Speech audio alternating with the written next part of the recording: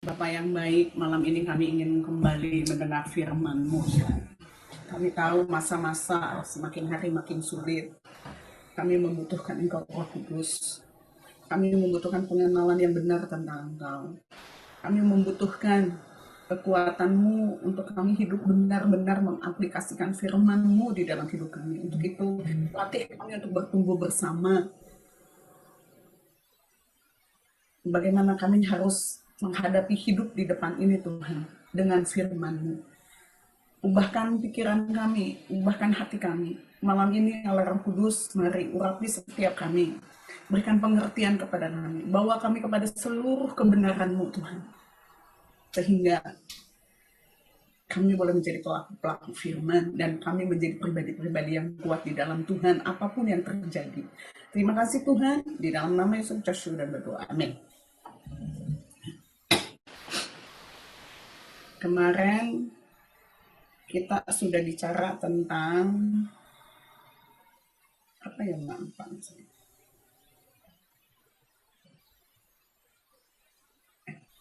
Malam ini kita akan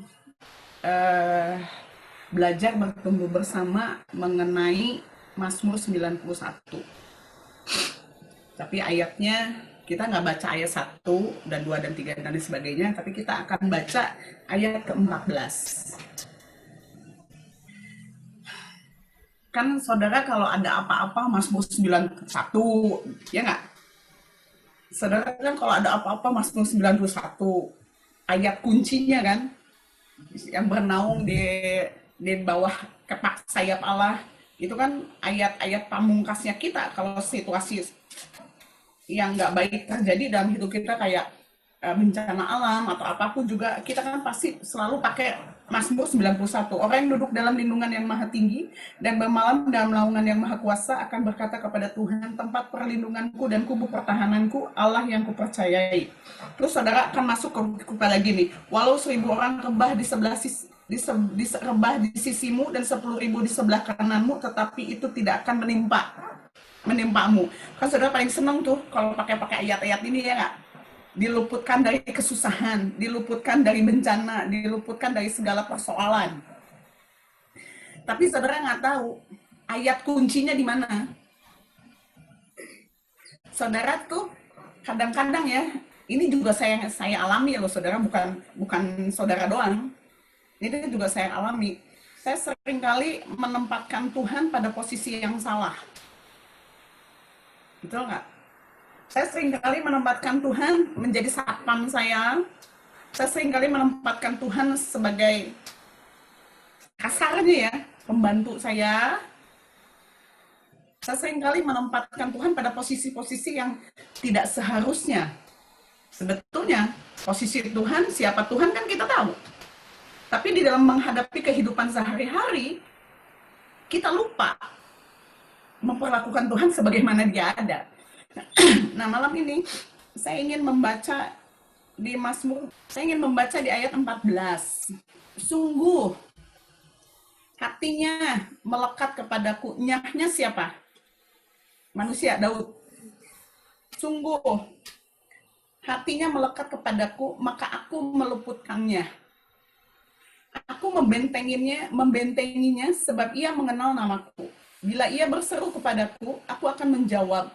Aku akan menyertai dia dalam kesesakan. Aku akan meluputkannya dan memuliakannya. Dengan panjang umur akan kukenyangkan dia, dan akan kuperlihatkan kepadanya keselamatan daripadaku. Nah, saya ingin kita membahas sedikit-sedikit daripada ayat ini. Sungguh hatinya melekat kepadaku. Melekat itu kayak apa ya? Coba saudara pikirin, melekat kayak apa ya? Apa kayak hiasan itu loh? Hiasan kulkas. Si Ratna tuh seneng banget tuh tempelan kulkas. Apa melekatnya seperti itu? Tempelin, ntar copot lagi, atau magnetnya habis, dia bisa coplok sendiri. Melekatnya kayak apa ini? Yang dilukiskan di dalam Mazmur itu melekatnya kayak apa? Melekat kayak tempelan kulkas, atau melekat kayak apa ya? Amplop kayak perangko, kata anak. Kalau udah dilem, ada lem yang susah copot, tapi ada juga lem yang kalau dikasih air, kadang-kadang suka gini, bisa dikeletekin, ya. Apa yang susah? Coba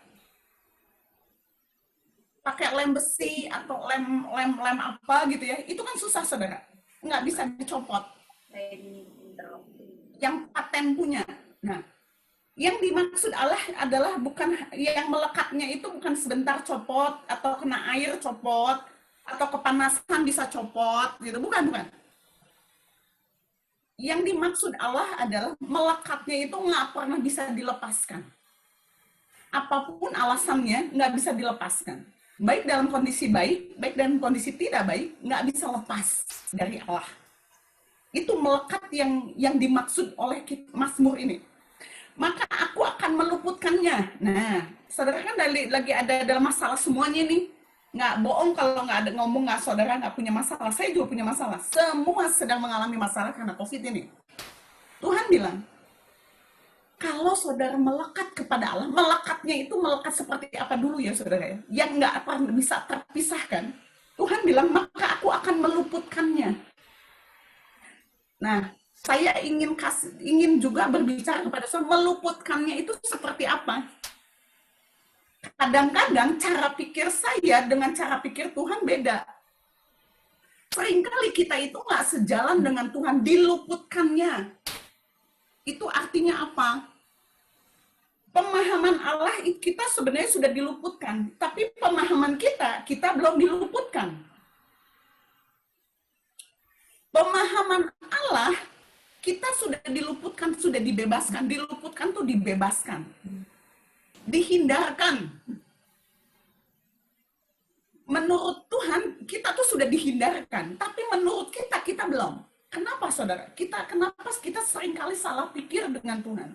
Kenapa pikiran kita selalu beda dengan Tuhan? Dan seringkali ya, yang suka ngelawan itu kita loh, bukan Tuhan loh. Tuhan udah tahu kalau kita tuh salah terus, salah pikir tentang Tuhan terus. Tuhan tuh tahu. Tapi Tuhan nggak ngelawan kita loh. Tapi kita udah salah, culangung lagi. Kurang ajar. Kita berani marah, berani ngomel, berani bersungut-sungut kepada Tuhan. Itu kita tuh.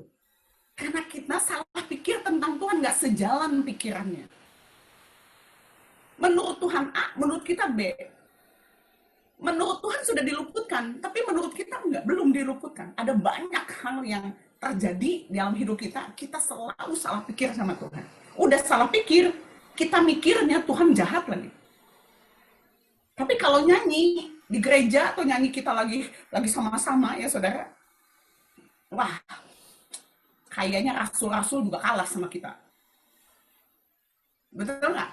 Kayaknya kita paling rohani banget kalau pas lagi nyanyi atau apalagi di gereja.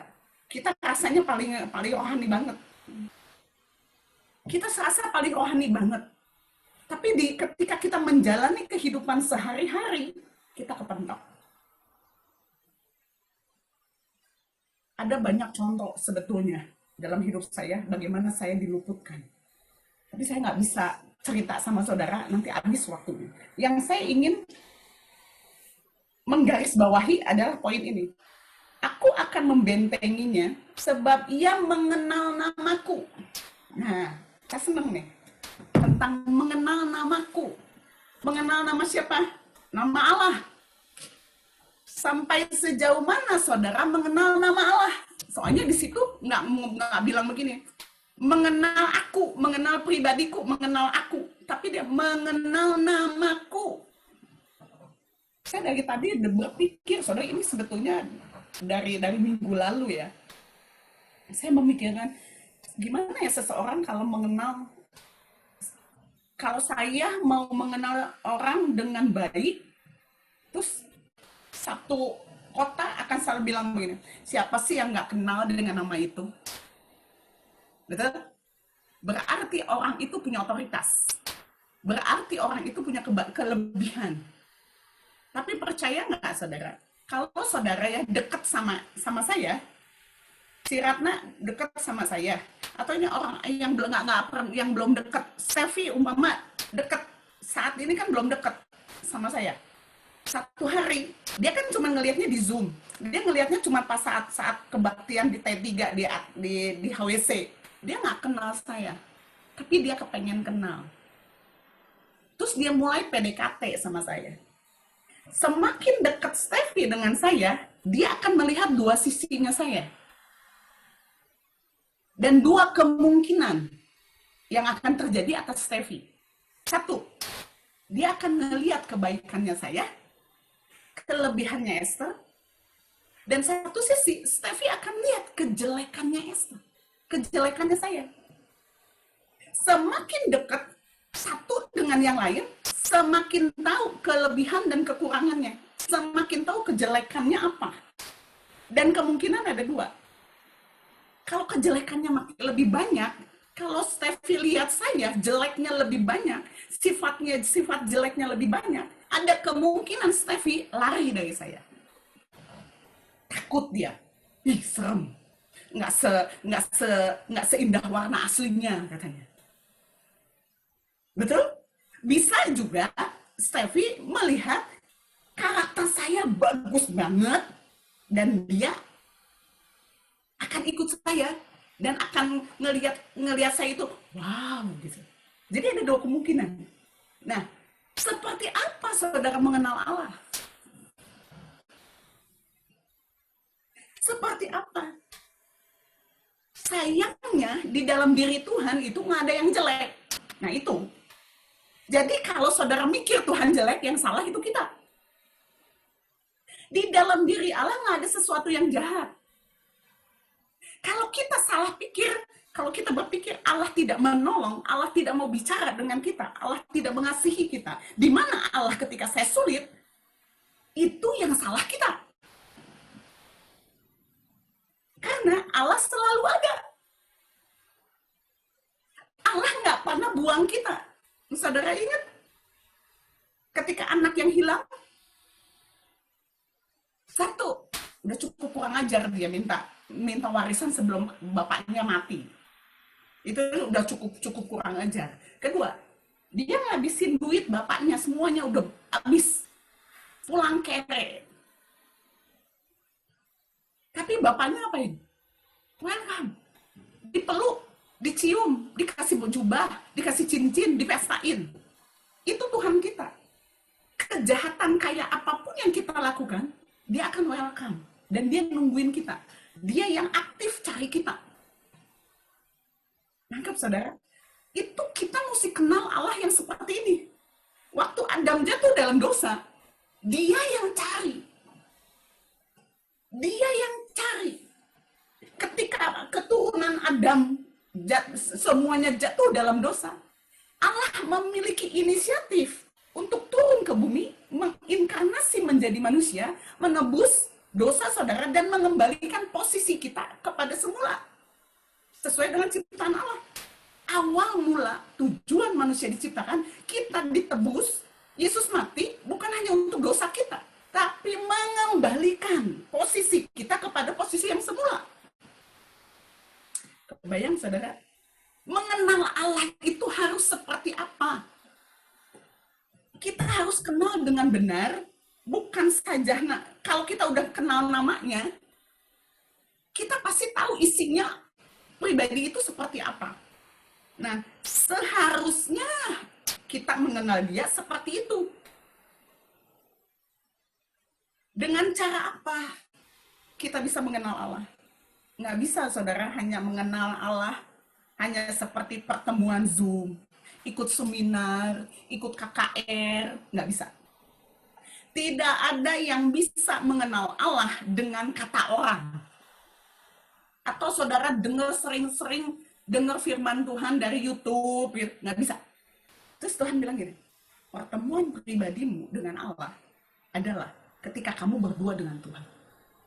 Bukan apa kata pendeta A, pendeta B, pendeta C. Tapi bukan berarti nggak boleh. Boleh, saudara.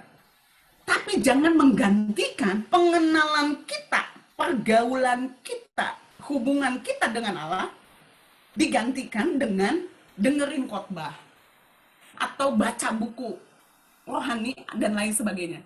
Tuhan mau bersekutu berdua dengan kita secara khusus. Baru kita bisa mengenal.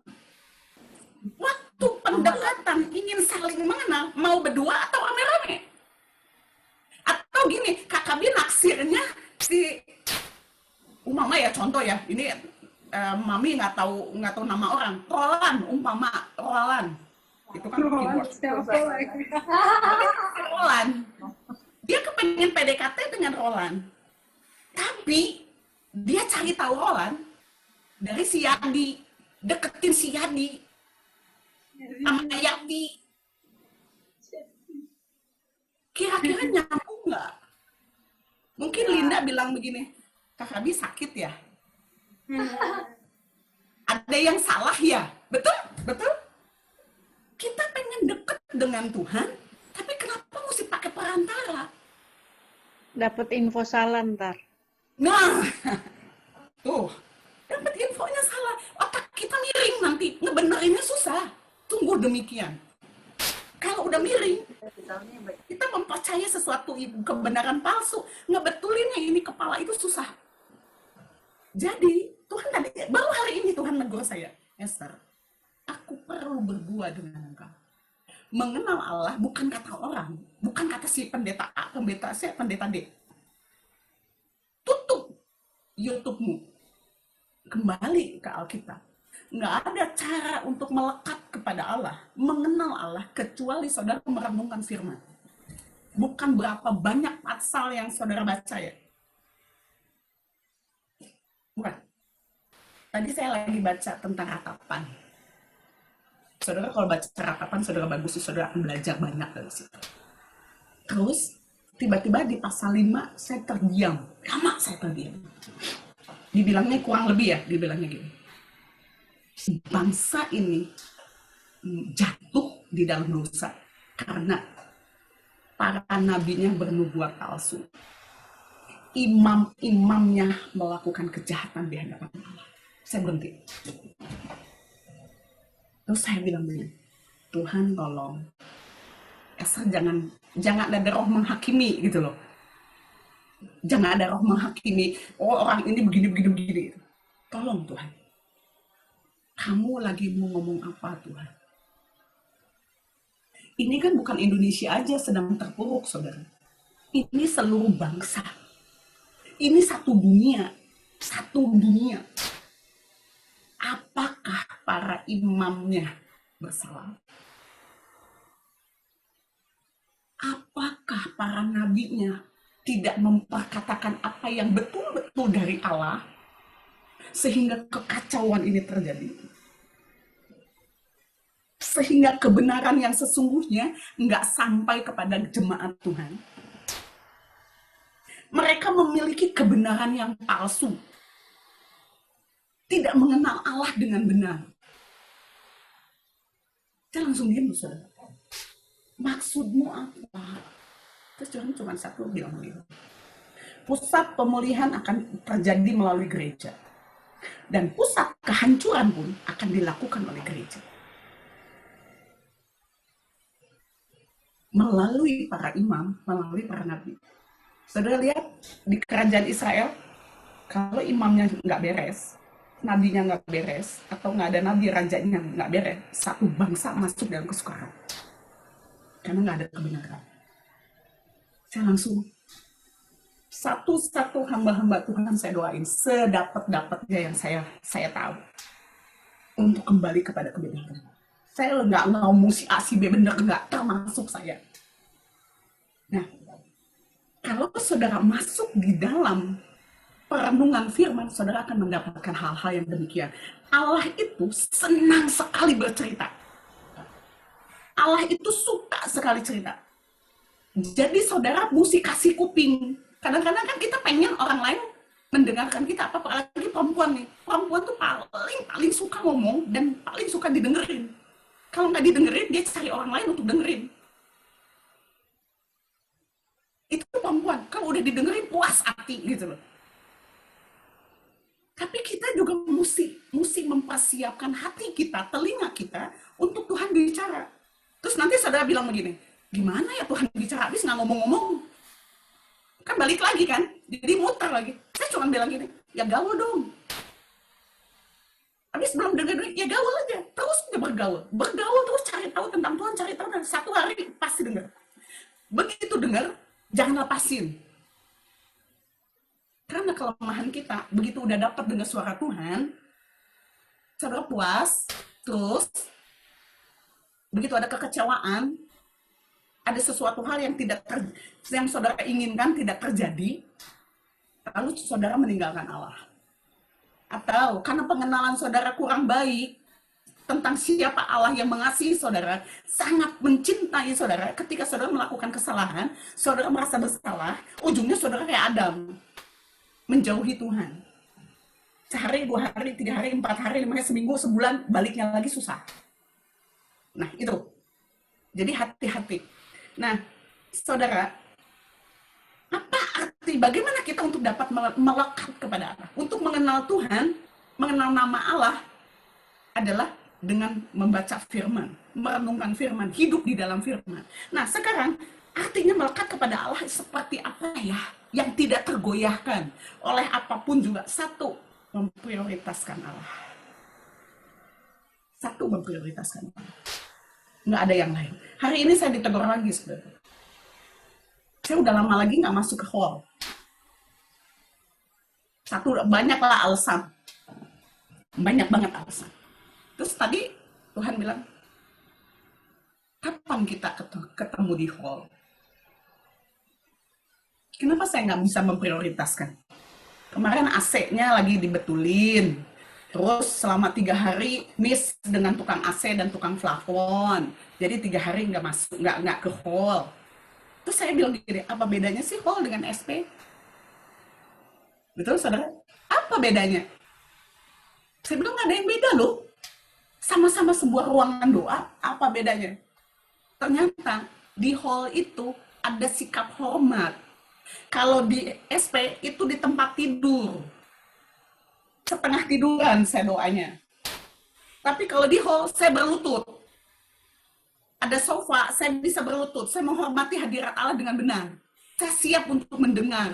Tapi kalau di SP, Tuhan yang siap untuk mendengar. Beda, saudara. Ginilah. Balik lagi kakak baby pacaran. Kak, berarti udah deket nih Kak punya pacar. Kakak Gaby umpama pacaran. Emang yang nentuin kakak Gaby mulu? Emang kakak Gaby yang kepengen nyerocos ngomong? Terus yang sononya nggak usah ngomong? Coba. Kan mesti dua-duanya. Ingat loh, hubungan kita dengan Allah bukan hanya sebagai Tuhan, sebagai Raja, sebagai Juru Selamat. Dia sahabat kita. Kalau saya bergaul dengan saudara, terus saya melulu yang memonopoli mau kemana dan di mana makan apa, terus aja saya melulu yang memonopoli pembicaraan dan mau pergi kemana saya mutusin terus. Lama-lama teman saya, sahabat saya ngomong apa? Capek banget ya. Betul nggak, saudara? Saudara tahu nggak kalau Allah tuh punya tempat kesenangannya? Nanti saya cari kasih ayatnya. Sekarang kita lewat dulu, kalau nggak selesai. Memprioritaskan Allah. Itu nomor 1 adalah memprioritaskan Allah. Sehingga tidak tergoyahkan oleh tekanan, kesulitan. Dan kalau saudara memprioritaskan Allah, saudara melekat kepada Allah, isi doa saudara akan berbeda. Isi doa saudara akan beda. Kenapa? Di situ saudara mengenal Allah. Coba lihat Daud. Coba saudara baca di akhir daripada Mazmur 91 ini. Percaya, Daud kembali kepada siapa Allah. Daud kembali mengenal sifat-sifat Allah itu diulang di kitab Mazmur. Sekalipun dia minta doanya, biarlah orang itu turun ke dunia orang mati, biarlah anaknya menjadi yatim piatu. diakhiri, namun aku memuji Allahku, aku meninggikan Allahku yang penuh dengan belas kasihan. Itu selalu Daud akan kembali kepada siapa Allah. Itu isinya doanya Daud, walaupun dia udah marah-marah. Yang kedua, mengejar. Ketika saudara sudah memprioritaskan Allah, sudah bisa mendengar, ini kan kemarin nih banyak kesaksian, saya udah bisa mendengar suara Allah loh. Anak, kakak, Jordan, siapa lagi lah kemarin ini, ada banyak orang yang sudah mendengar suara Tuhan. Tolong ya, jangan berhenti. Jangan puas. Kejar lagi. Karena gini, Allah memberikan kepada saudara sekarang satu ukuran segini. Sebetulnya Tuhan punya segini, saudara. Ada yang lebih besar lagi yang ingin Allah berikan kepada saudara. Dan Tuhan nggak kasih sekaligus segini, karena saudara nggak akan sanggup menanggungnya. Allah memproses saudara, dapat segini dulu, terus segini lagi, segini lagi. Karakter saudara diproses, pikiran saudara diubahkan, batin saudara diubahkan, untuk mendapatkan yang lebih. Kapasitas saudara sedang diperbesar. Jadi jangan pernah berhenti. Kejar terus Tuhan. Saudara masih ingat nggak kisah cintanya Yakub dengan Rahel? Masih ingat? Dia jatuh cinta dari pandangan pertama loh. Dan dia rela nunggu 14 tahun untuk mendapatkan Rahel. Tuh.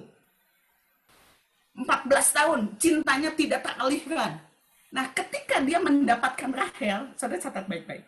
Ketika dia sudah menikahi ke Rahel, biasanya laki-laki turunkan cintanya. Betul? Ayo yang laki-laki, ayo. Ngaku. Omus ketawa lah kalau ngaku. Pacaran sama kawin, apalagi kawin 10 tahun, beda kan? Cinta mulai pudar, kata Pak Tony Mulia kemarin. Tapi lihat Yakub. Yakub nggak pudar. Buktinya dari mana? Dia lebih mencintai anaknya Rahel daripada anaknya Lea. Gitu? Dia sampai cinta semati-matinya kepada Rahel. Nah, model yang seperti itu, saudara, kejar terus. Kejar Allah terus. Bukan Allahnya melarikan diri dari kita. Bukan. Allah tetap menghampiri kita. Tapi jangan puas dengan pertemuan saudara dengan Allah cukup sebegini aja. Jangan. Makin mendekat lagi, bergaul makin erat lagi, makin ambil sebanyak-banyaknya bagian kita di dalam Kristus melalui perjumpaan pribadi kita dengan Allah. Jangan berhenti, saudara. Kita pikirin aja, wah Yakub keren banget ya. Terus yang ketiga adalah jaga hati. Kenapa saudara mesti jaga hati ketika kita harus melekat kepada Allah? Saudara ingat Salomo nggak? Diawali dengan hal yang sangat luar biasa. Dia mendapatkan hikmat yang luar biasa, ditawarin sama Tuhan mau apa? Nggak mau apa-apa, minta hikmat, nggak minta kekayaan, nggak minta apa. Salomo. Tapi dia nggak mempertahankan, dia berubah, saudara. Prioritasnya akan Allah itu berubah, bergeser. Apa yang membuat saudara bergeser? Kalau Salomo wanita, dia nggak tahan dengan wanita. Wanita-wanita itu yang membuat dia, imannya, hatinya bergeser daripada Allah Yahweh kepada mamon-mamon yang dibawa oleh perempuan-perempuan itu. Laki-laki itu ya, kadang-kadang ya sepinter apapun, sehebat apapun, segalak apapun. Tapi kalau udah kena sama perempuan yang pintar gitu ya saudara, bisa gini loh.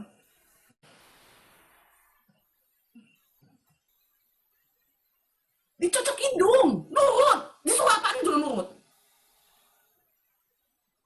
Salomo kewer-kewer sama perempuan-perempuan itu.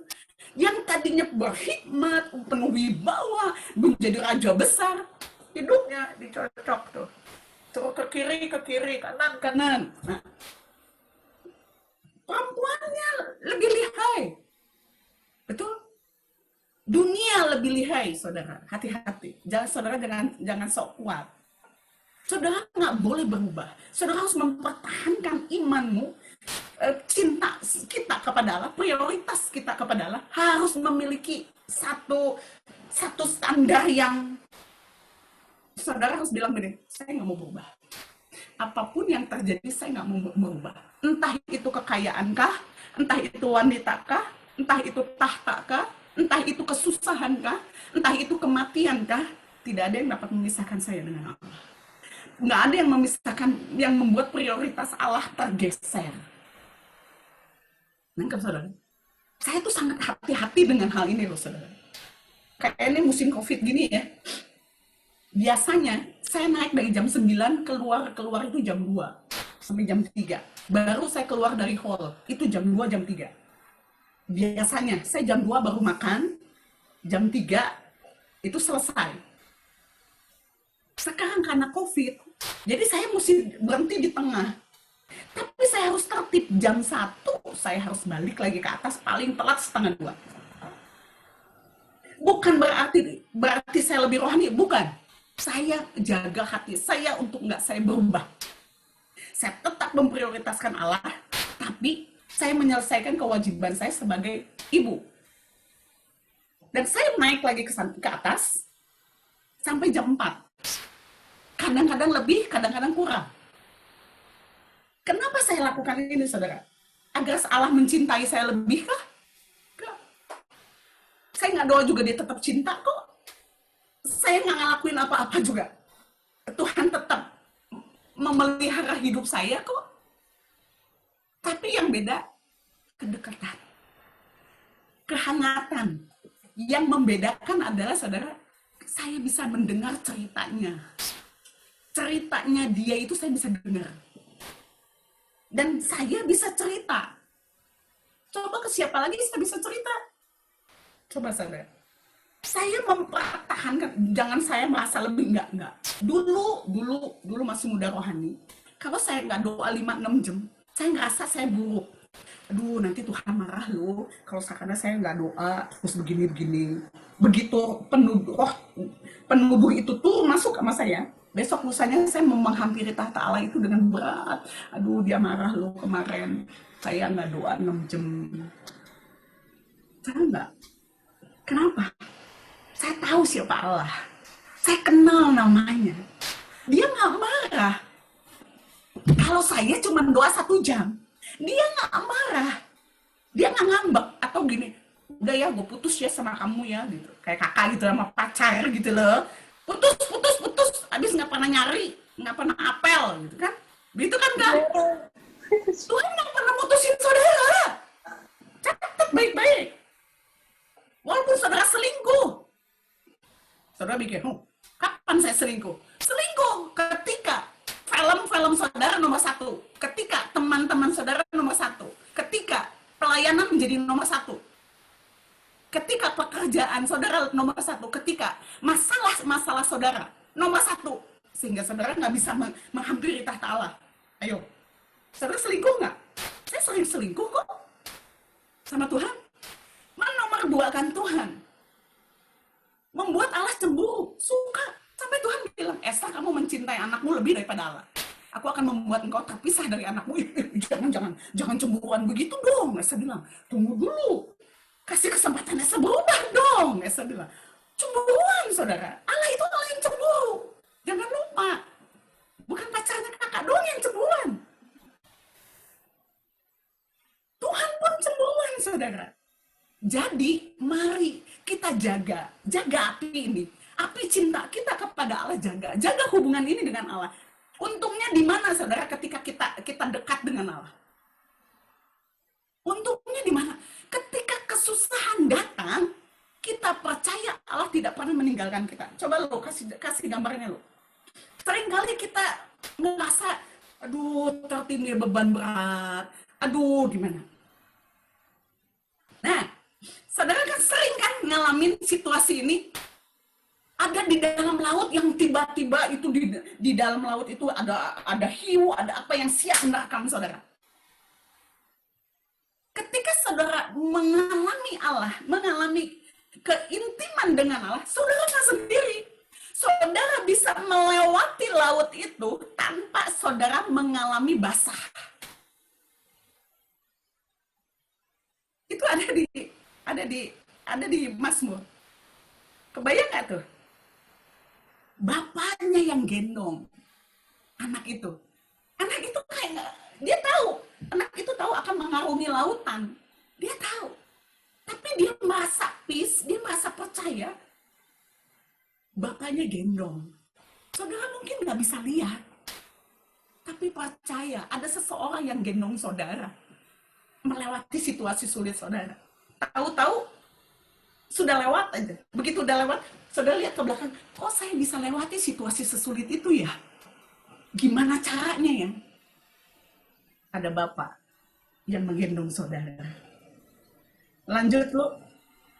Nah, saudara sendirian, merasa sendirian, merasa ketakutan dengan dengan lingkungan di sekitar saudara. Saya itu sangat penakut loh dulu, sangat penakut. Yang saya takuti adalah laki-laki. Saya takut kalau pergi kemana-mana, saya nggak secure, saya nggak aman. Saya pernah meninggalkan satu kelas bahasa Inggris, sudah bayar saudara 1.800. Hanya satu, saya ngelihat laki-laki yang menakutkan. Tampangnya tampang ngeri. Begitu saya mau masuk kelas, ngelihat dia, saya kabur. Saya sangat takut dengan suasana baru dan lain sebagainya. Tapi hari ini enggak. Kenapa? Karena saya nggak jalan sendirian. Karena saya sekarang mulai yakin. Saya kenal Allah saya. Dia nggak akan tinggalin saya. Dia nggak akan membuat saya terluka. Lihat saudara. Ada malaikat Allah dikirim untuk melayani kita. Dia yang berperang bagi saudara, sehingga saudara aman di dalam perjalanan hidup saudara. Peperangan ini nggak kelihatan, saudara. Tapi ketika saudara intim dengan Allah, ketika saudara bergaul dengan Allah, firman Tuhan mengatakan, aku akan meluputkannya. Lanjut.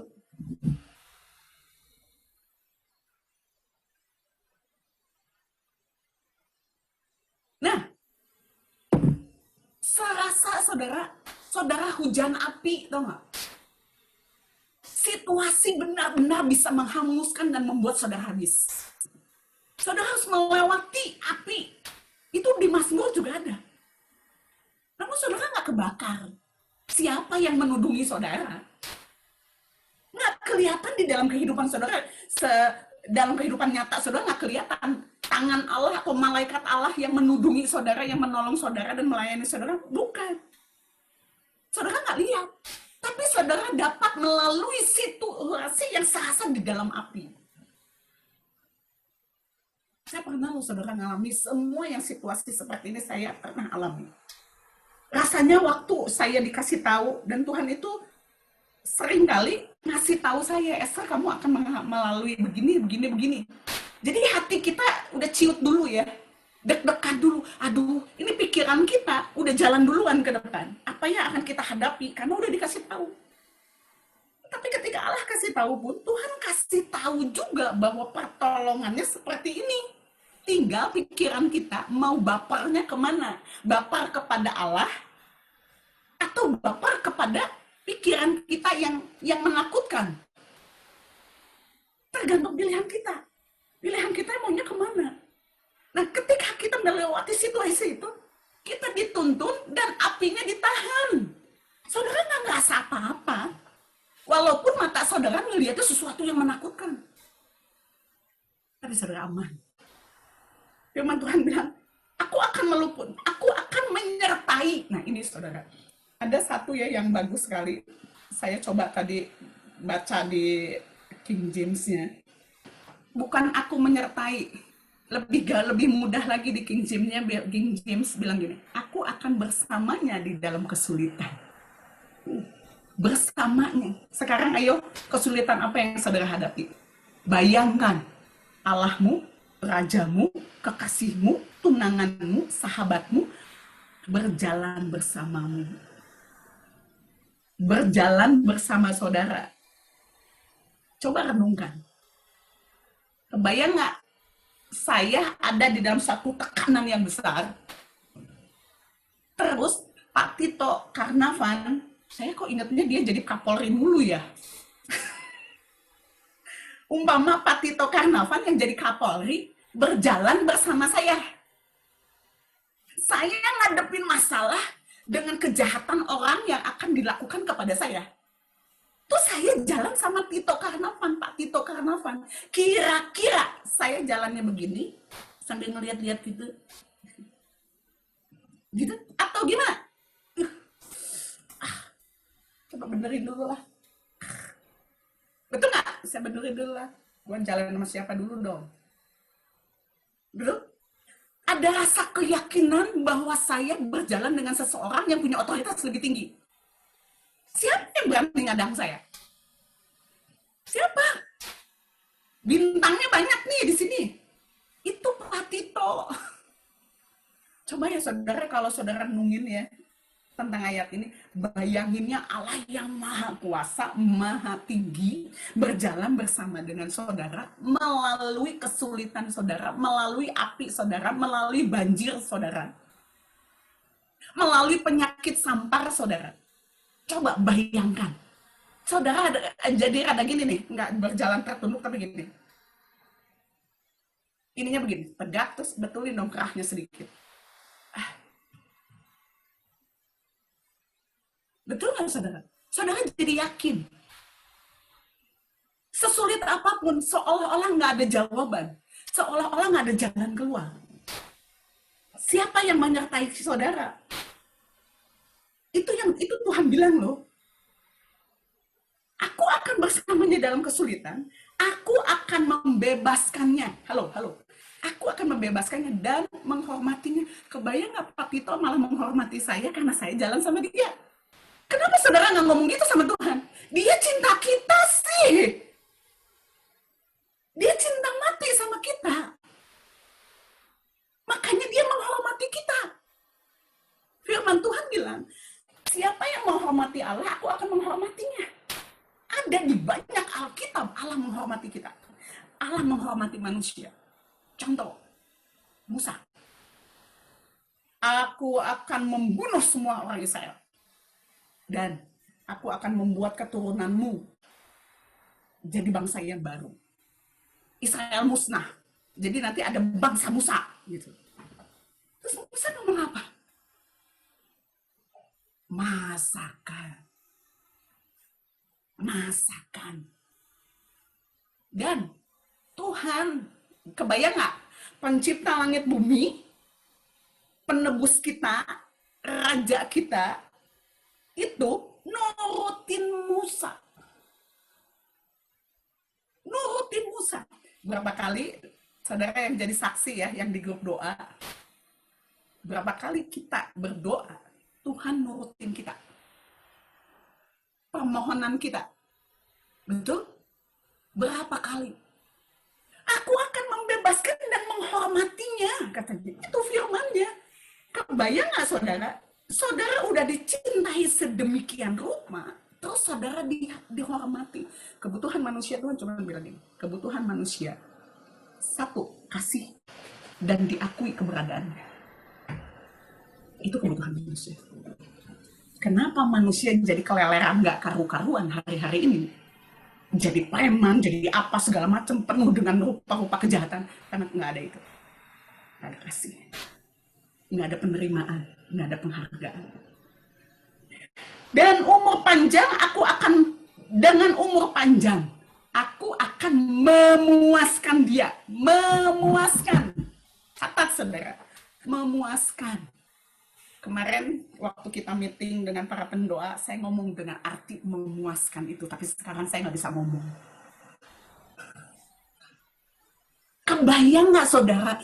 Tuhan memuaskan kita, tapi bukan memuaskan hawa nafsu kita daging, pengen kaya, pengen tiba-tiba pakai Lamborghini gitu. Bukan. Memuaskan hasrat hati kita, kebutuhan batin kita, kebutuhan kasih kita, kebutuhan penerimaan kita. Apa yang dia lihat kita butuh, dia akan memuaskannya. Karena, catat baik-baik, kita sebagai tunangannya harus memuaskan dia. Bukan menyenangkan, bukan hanya menyenangkan. Memuaskan dia. Jadi, kebayang nggak ya, saudara?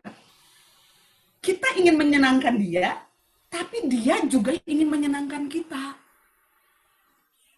Bayangkan bagaimana cintanya itu kepada kita seperti apa. Kesusahan saudara itu nggak ada apa-apanya. Kesusahan saudara, kesulitan kita pada masa pandemi ini, satu, untuk mengembalikan saudara kepada fungsi dan tempatnya yang semula. Yaitu apa? Kekudusan Allah. Ketika saudara sudah kembali kepada apa yang Allah mau, semuanya Allah beresin. Tapi ingat ya saudara, jalan keluarnya bukan dengan jalannya saudara, tapi jalan Allah. Amin. Saya sebetulnya masih ingin ngomong 1-2 saudara, tapi ingat satu hal ya. Saya rindu untuk memberitakan firman yang nggak ngawang-ngawang di awan.